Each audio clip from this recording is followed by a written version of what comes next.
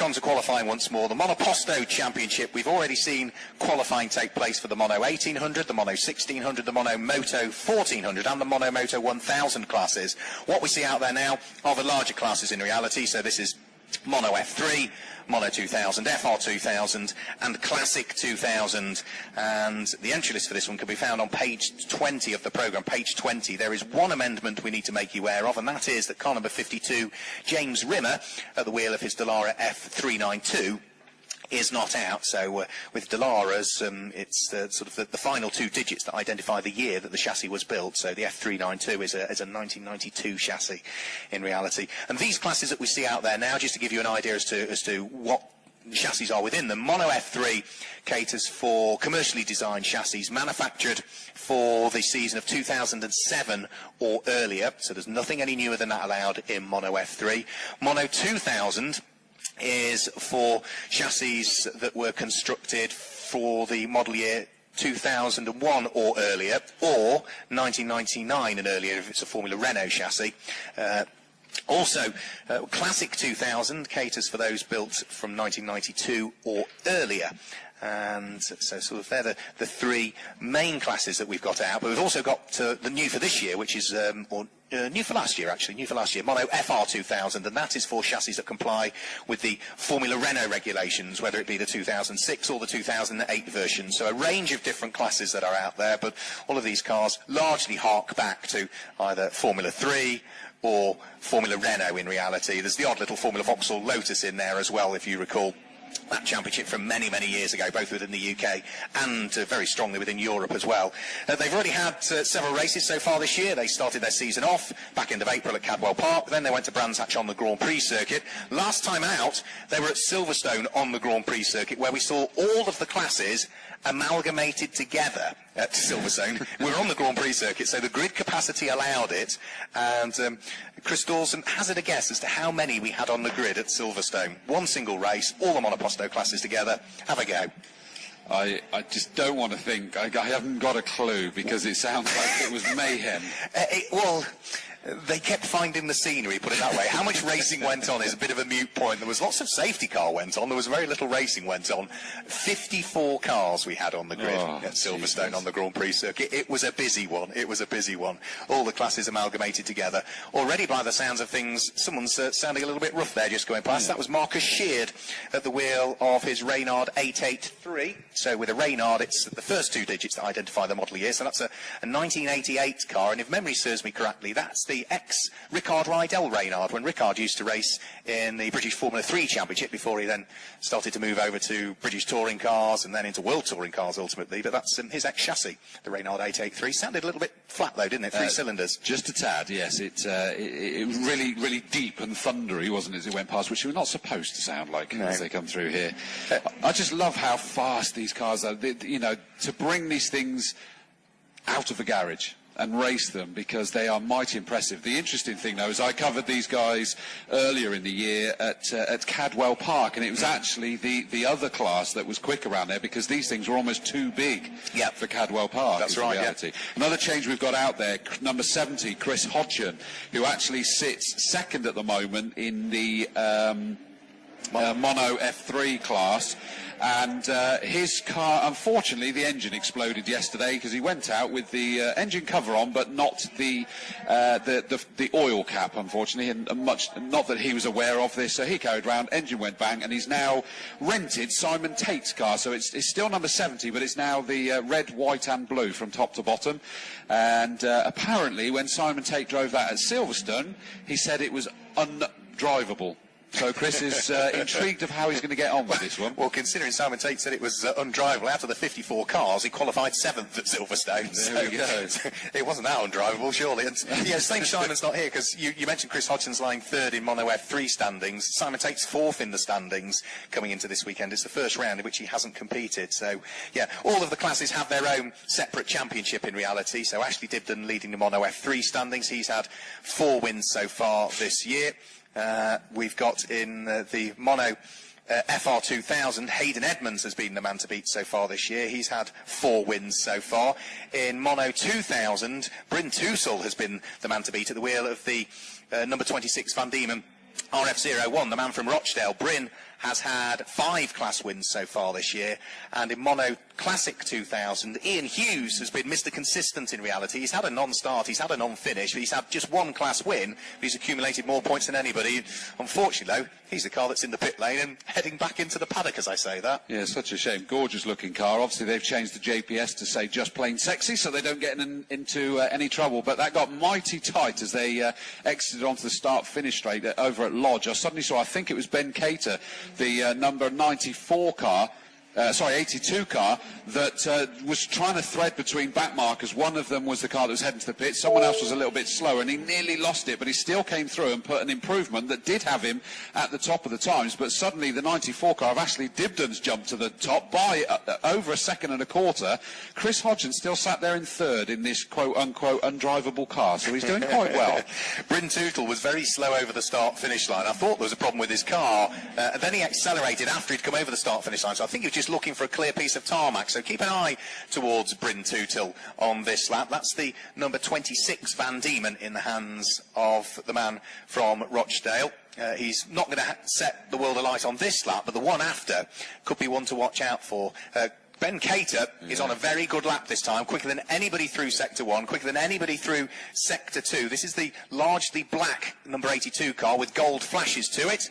Through he goes over the start-finish line, jumps to the top of the times. 1 minute 37.958, the first driver into the 1 minute 37 bracket. And from memory, that's a new car to him this year.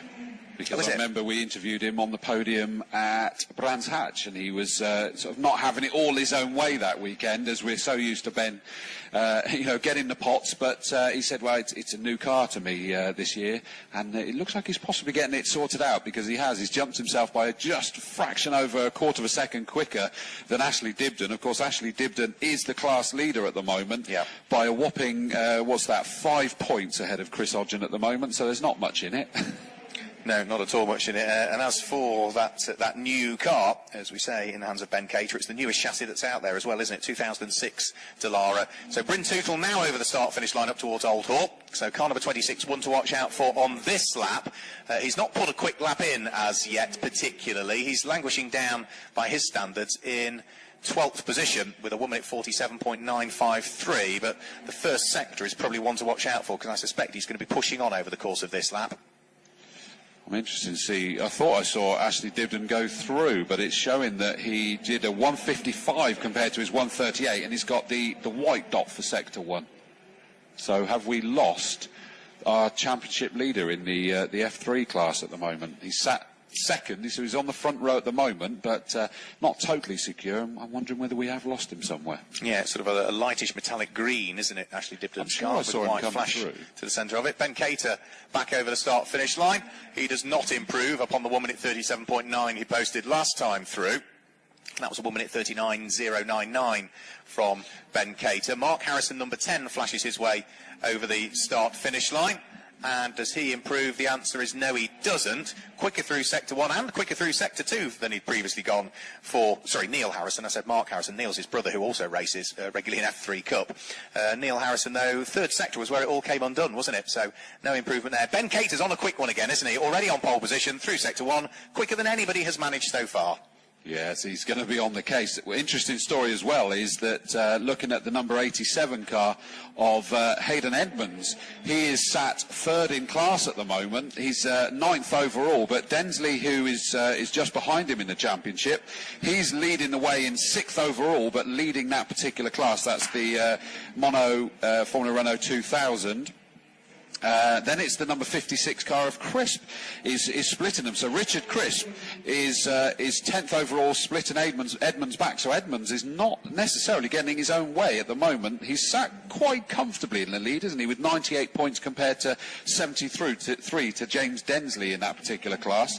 But he's going to want to try and improve that. Cater is going to be coming through any second now, because he has got purple Sector 1, as you called it, Mark. He's now got a purple Sector 2.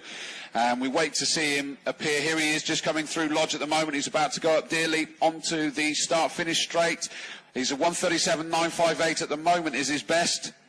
And he's down to a 137.657. That now puts him half a second ahead of Ashley Dibden, who did manage to do a 141 apparently, so it looks as though he is circulating, but they're not picking him up on the sectors, but he's circulating very slowly. I'm not sure what's happening there. Yeah, Ashley Dibden, sort of a driver that's had great consistency so far this year. He's failed to finish off the podium in his class in any race so far this year, and has been right up there, claiming overall wins as well. Say 4 class wins, a couple of class seconds, class third being his worst of the season so far.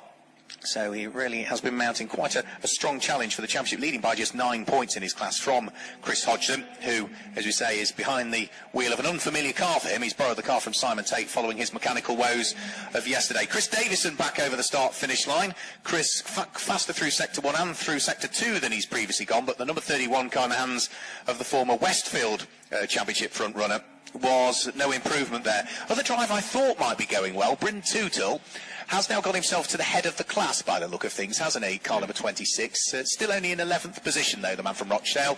1 minute 44.751 being his best. Well, and I'm assuming that the 94 car of Ashley Dibden's got a problem with his transponder, because it's not picking him up in the sectors, but he's just gone through and improved his time to 138.178, which is only a fraction over half a second slower than Ben Cater at the moment. So he is out there, and he is back up to speed again.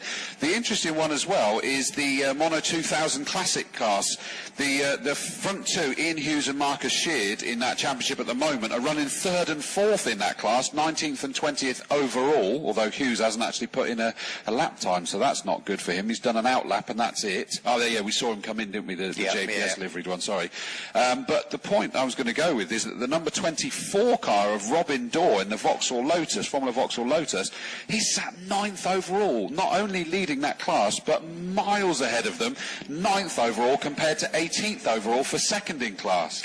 That needs drug testing, doesn't it, that car? Well, Robin Dorr's been another one of these drivers that's been around monoposto racing for a good number of years now, has Robin, and has always been very quick, very consistent driver. Watch out for Chris Hodgson. So he has just gone through and improved his time, 1 minute 37.699, misses out on pole position by just 43 thousandths of a second that time through. So it's number 82 Ben Cater that tops the time. Chris Hodgson at the wheel of the red, white and blue number 70 car is second quickest. Ashley Dibden, the wheel of number 94, is third quickest, and it's Neil Harrison, the red number 10 machine, fourth quickest. Chris Davison, who's sort of metallic gunmetal grey almost, an orange his car, that is fifth quickest, number 31, and Richard Purcell, number 49, is the car that is currently sixth quickest. Richard Purcell is sort of metallic burgundy, isn't it, his car? It's Chris Dittman prepared, isn't it, his car? That's why it's got that coloration to it.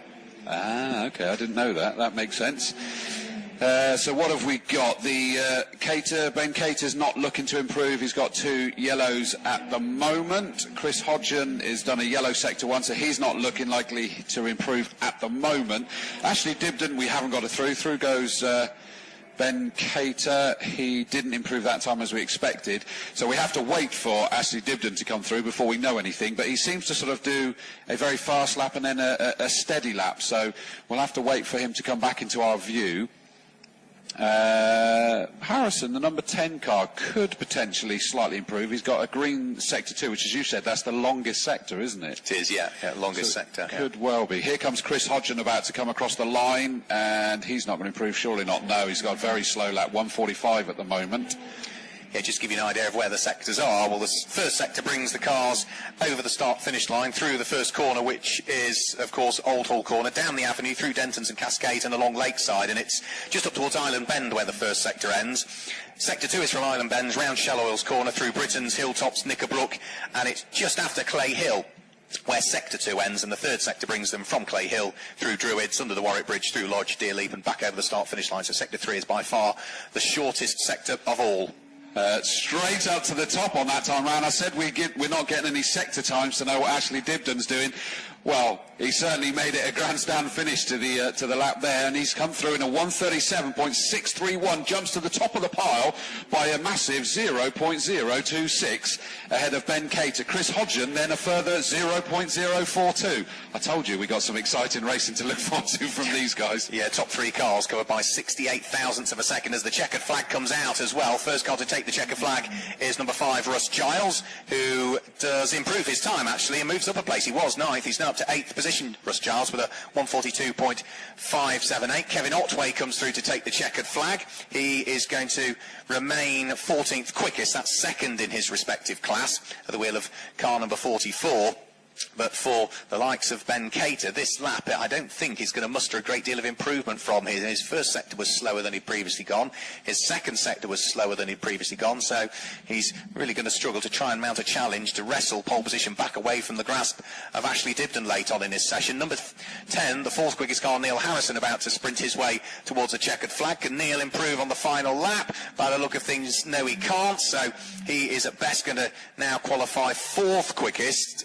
Chris Hodgson heads for the pit lane, so he's not going to improve. Here comes Ashley Dibden, already on pole, about to set his final qualifying lap, and does not improve the time, I don't think. It just take a while for TSL to time him manually and slot him in, but I don't think that is going to show as an improvement for him. So it looks as though the times, Chris Dawes, now are largely set for the first race of the day. I can't wait for this one. It's just going to be absolutely mental. I've seen how close this is, and looking at some of the other classes in this championship, there's a few scores to be settled there by the looks of it, because Densley is ahead of Edmonds in their particular class battle. So that's the other way round. That's second out, qualifying first in the championship run-ins.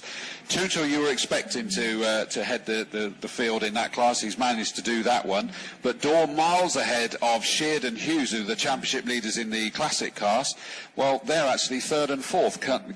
Catanzaro is ahead of them, second in class. So I think there's a lot of story yet to be written here. Yeah, Nick Catanzaro, isn't it, that one? So let's just guide you through the times then for the first race for the Mono F3 2000, FR 2000, the Classic 2000 classes. Their second fastest time, by the way, dictates the grid for the second race of the day that we'll see. It's not done on finishing results, I don't believe. So it's number 94, Ashley Dibden, that will start from pole, 1 minute 37.631. Second quickest, number 82, Ben Cater, 137.657. Third quickest is number 70, Chris Hodgson, with a 1 minute 37.699. Fourth quickest, number 10, Neil Harrison, 1 minute 39.333. Fifth quickest, number 31, Chris Davison, 1 minute 40.008. Sixth quickest, number 49, Richard Purcell, with a time of 1 minute 40.941. Seventh quickest is number 27, and that is the car of James Densley. First of the FR 2000 cars in qualifying, 1 minute 41.465. Eighth quickest, number 5, Russ Giles, 1 minute 42.578. Ninth quickest is 87, Hayden Edmonds, 1 minute 42.598. 10th quickest, number 56, Richard Crisp, 1 minute 43.288.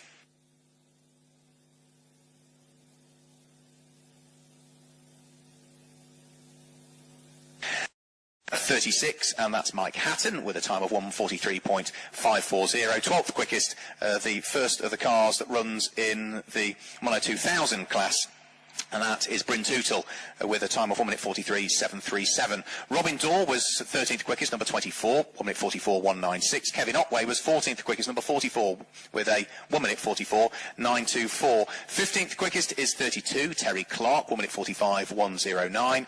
16th quickest is 99, Matt Jordan, with a 1 minute 48.467. 17th quickest is where we see car number 14, 1-4, Mark Smith, 1 minute 49.719. 18th quickest, number 19, Nick Catanzaro, with a 1 minute 58.751. 19th quickest, number 64, Marcus Sheard, 1 minute 59.726. And 20th, not having posted a time, instantly coming into the pit lane with problems, car number 21. He is the Mono Classic 2000 championship leader at this stage, but Ian Hughes has left himself work to do with no time at all posted from the number 21 car. So that gives you the top 20 in the larger monoposto classes.